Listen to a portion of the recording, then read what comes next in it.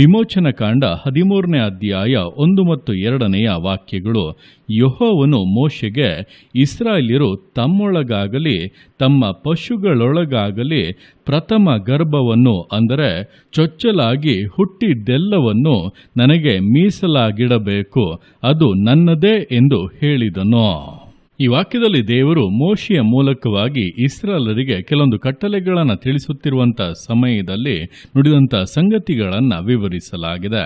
ನೋಡುವಂಥ ಸಮಯದಲ್ಲಿ ದೇವರು ಸ್ಪಷ್ಟವಾಗಿ ಹೇಳುತ್ತಾ ಇದ್ದಾರೆ, ಇಸ್ರಾಯೇಲ್ಯರು ತಮ್ಮೊಳಗಾಗಲಿ ತಮ್ಮ ಪಶುಗಳೊಳಗಾಗಲಿ ಪ್ರಥಮ ಗರ್ಭವನ್ನು, ಅಂದರೆ ಚೊಚ್ಚಲಾಗಿ ಹುಟ್ಟಿದ್ದೆಲ್ಲವನ್ನು ನನಗೆ ಮೀಸಲಾಗಿಡಬೇಕು, ಅದು ನನ್ನದೇ ಎಂಬುದಾಗಿ.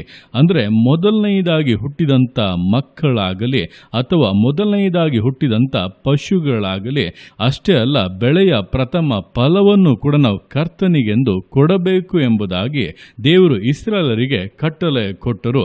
ಇದರ ಮೂಲಕವಾಗಿ ದೇವರು ಏನು ಹೇಳುತ್ತಾ ಇದ್ದಾರೆ ಅಂದರೆ, ಯಾವುದೇ ಒಂದು ವಿಷಯದ ಪ್ರಥಮ ಭಾಗ ಏನಿದೆ ಅದನ್ನು ಕರ್ತನಿಗೆ ಕೊಡುವುದರ ಮೂಲಕವಾಗಿ ನೀವು ಕರ್ತನಿಗೆ ನಿಮ್ಮ ಜೀವಿತದಲ್ಲಿ ಆ ಒಂದು ಪ್ರಮುಖ ಸ್ಥಾನವನ್ನು, ಉನ್ನತವಾದಂಥ ಒಂದು ಹಂತವನ್ನು ಕೊಡುವುದಕ್ಕೆ ಅಭ್ಯಾಸ ಮಾಡಿಕೊಳ್ಳುತ್ತೀರ. ನಿಮ್ಮ ಜೀವಿತದಲ್ಲಿ ಕರ್ತನೇ ಪ್ರಾಮುಖ್ಯನಾಗಿರುತ್ತಾನೆ. ಆ ರೀತಿಯಾಗಿ ನೀವು ಇರುವುದಾದರೆ ನಿಮ್ಮ ಜೀವಿತವು ಜಯಕರವಾಗಿಯೂ ಆಶೀರ್ವಾದವಾಗಿಯೂ ಇರುತ್ತದೆ. ಕರ್ತನು ನಿಮ್ಮಲ್ಲಿ ಸಂತೋಷಪಟ್ಟು ನಿಮ್ಮ ಸಕಲ ಕಾರ್ಯಗಳಲ್ಲಿ ಆಶೀರ್ವಾದಗಳನ್ನು, ಮೇಲುಗಳನ್ನು ಉಂಟು ಮಾಡಿ ವಾಗ್ದಾನದ ಪರಿಪೂರ್ಣತೆಯನ್ನು ಕಾಣುವಂತೆ ಮಾಡುತ್ತಾನೆ. ಈ ದಿವಸಗಳಲ್ಲಿ ಕೂಡ ನಮ್ಮ ಜೀವಿತಗಳಲ್ಲಿ ಪ್ರಮುಖ ಸ್ಥಾನವನ್ನು, ಪ್ರಥಮ ಸ್ಥಾನವನ್ನು ನಾವು ದೇವರಿಗೆ ಕೊಡಬೇಕು. ಯಾವುದೇ ಒಂದು ವಿಷಯವಾಗಿದ್ದರೂ ಕೂಡ ದೇವರನ್ನು ನಾವು ಮೊದಲನೇದಾಗಿ ಇಡುವಂಥ ಸಮಯದಲ್ಲಿ ಆ ವಿಷಯವು ಸಮಾಧಾನವಾಗಿಯೂ ಜಯಕರವಾಗಿಯೂ ನಮಗೆ ಆಶೀರ್ವಾದವಾಗಿಯೂ ಬದಲಾಗುತ್ತದೆ. ಇದನ್ನು ಪ್ರತಿಯೊಬ್ಬೊಬ್ಬರು ಕೂಡ ಅಭ್ಯಾಸ ಮಾಡಿಕೊಳ್ಳಬೇಕು. ಇದನ್ನು ಅಭ್ಯಾಸ ಮಾಡಿಕೊಳ್ಳುವುದು ಅನ್ನುವಾಗ ದೇವರಿಗೆ ಕೊಡಬೇಕು, ಕೊಟ್ಟು ಬಿಡೋಣ ಎಂಬುದಾಗಿ ಕರ್ತವ್ಯದ ಹಾಗೆ ಮಾಡದೆ ಅದನ್ನೊಂದು ಅನುಭವವಾಗಿ ಮಾಡಿಕೊಳ್ಳಬೇಕು. ದೇವರಿಗೆಂದು ನಾವೊಂದನ್ನು ತೆಗೆದಿಡುವಾಗ, ಮೀಸಲಾಗಿಡುವಾಗ ಅದನ್ನು ಸಕಲ ಗೌರವದಿಂದ ದೇವರಿಗೆ ಸಮರ್ಪಿಸಬೇಕು. ದೇವರ ಇದರಲ್ಲಿ ಪ್ರಮುಖ ಸ್ಥಾನವನ್ನು ನಿಮಗೆ ಕೊಡುತ್ತಾ ಇದ್ದೇವೆ, ನಾವು ಈ ಕಾರ್ಯವನ್ನು ಮಾಡುತ್ತಾ ಇರುವಂಥದ್ದೇ ನಿಮ್ಮನ್ನು ಘನಪಡಿಸುವಂತೆ, ನಿಮ್ಮನ್ನು ಪ್ರಾಮುಖ್ಯಗೊಳಿಸುವಂತೆ ಎಂಬುದನ್ನು ಅರಿತು ಆ ಒಂದು ಯೋಚನೆಯಿಂದ ನಾವು ಈ ಕಾರ್ಯವನ್ನು ಮಾಡುವಾಗಲೇ ಈ ಕಾರ್ಯದಿಂದ ಉಂಟಾಗುವಂಥ ಆಶೀರ್ವಾದಗಳನ್ನು ಹೊಂದಿಕೊಳ್ಳುವುದಕ್ಕೆ ಸಾಧ್ಯ. ಈ ದಿವಸಗಳಲ್ಲಿ ಅನೇಕರು ದಶಮ ಭಾಗವನ್ನು ಕೊಡುತ್ತಾರೆ, ಬೆಳೆಯ ಪ್ರಥಮ ಫಲದಿಂದ ದೇವರನ್ನು ಸನ್ಮಾನಿಸುತ್ತಾರೆ, ತಮಗೆ ಬರುವಂಥ ಎಲ್ಲದರಲ್ಲಿ ಕೂಡ ದೇವರಿಗೊಂದು ಪಾಲನ್ನು ತೆಗೆದಿಡುತ್ತಾರೆ, ಎಲ್ಲ ಮಾಡುತ್ತಾರೆ.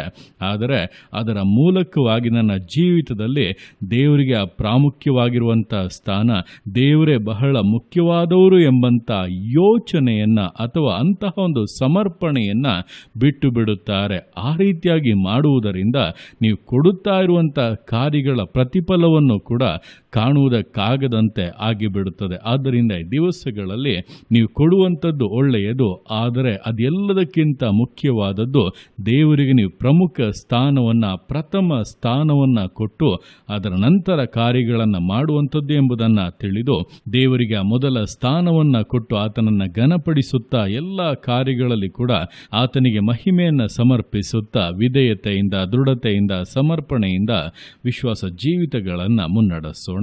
ದೇವರ ಕರಗಳಲ್ಲಿ ಸಮರ್ಪಿಸಿ ಪ್ರಾರ್ಥಿಸೋಣ.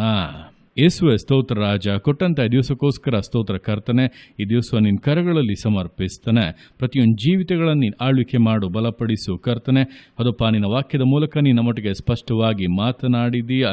ಇಸ್ರಾಯೇಲ್ಯರು ತಮ್ಮೊಳಗಾಗಲಿ ತಮ್ಮ ಪಶುಗಳೊಳಗಾಗಲಿ ಪ್ರಥಮ ಗರ್ಭವನ್ನು, ಅಂದರೆ ಚೊಚ್ಚಲಾಗಿ ಹುಟ್ಟಿದ್ದೆಲ್ಲವನ್ನು ನಿನಗೆ ಸಮರ್ಪಿಸಬೇಕು, ಅದು ನನ್ನದೇ ಎಂಬುದಾಗಿ ನೀನು ಹೇಳಿ ಅವರಿಗೆ ಅಪ್ಪ, ಅವರ ಜೀವಿತದಲ್ಲಿ ಅಪ್ಪ ನೀನೇ ಪ್ರಾಮುಖ್ಯನಾಗಿರಬೇಕು ಎಂಬುದನ್ನು ಕಲಿಸಿಕೊಟ್ಟ ಹಾಗೆ ನಮ್ಮ ಜೀವಿತಗಳಲ್ಲಿ ಕೂಡ ನಾವು ಅದನ್ನು ಕಲಿತು ನಿಮಗೆ ಪ್ರಾಮುಖ್ಯವಾಗಿರುವಂಥ ಸ್ಥಾನವನ್ನು ಕೊಟ್ಟು ಎಲ್ಲದಕ್ಕಿಂತ ಮುಖ್ಯವಾದವರು ನೀವೇ ಎಂಬುದನ್ನು ಅರಿತು ಅದಕ್ಕನುಗುಣವಾಗಿ ಕಾರ್ಯಗಳನ್ನು ಮಾಡೋದಕ್ಕೆ ಪ್ರತಿಯೊಬ್ಬೊಬ್ಬರಿಗೂ ಸಹಾಯ ಮಾಡು. ಏನೋ ಕಾಟಾಚಾರವಾಗಿ ಯಾರನ್ನೋ ಮೆಚ್ಚಿಸುವಂತೆ, ಮನುಷ್ಯರ ಹೊಗಳಿಕೆಗಾಗಿ ಕರ್ತವ್ಯದಂತೆ ಮಾಡುವಂಥ ಕಾರ್ಯಗಳೆಲ್ಲ ನೀಗಿ ಹೋಗಲಿ ಅಪ್ಪ. ಒಂದು ಅನುಭವದೊಟ್ಟಿಗೆ, ನಿನ್ನೊಟ್ಟಿಗಿರುವಂಥ ಅನ್ಯೂನ್ಯತೆಯೊಟ್ಟಿಗೆ ಕಾರ್ಯಗಳನ್ನು ಮಾಡುತ್ತಾ ಅದರಿಂದ ಬರುವಂಥ ಆಶೀರ್ವಾದಗಳನ್ನು, ಪರಿಪೂರ್ಣವಾದಂಥ ಮೇಲುಗಳನ್ನು ಹೊಂದಿಕೊಳ್ಳೋದಕ್ಕೆ ಒಬ್ಬರಿಗೂ ಸಹಾಯ ಮಾಡು.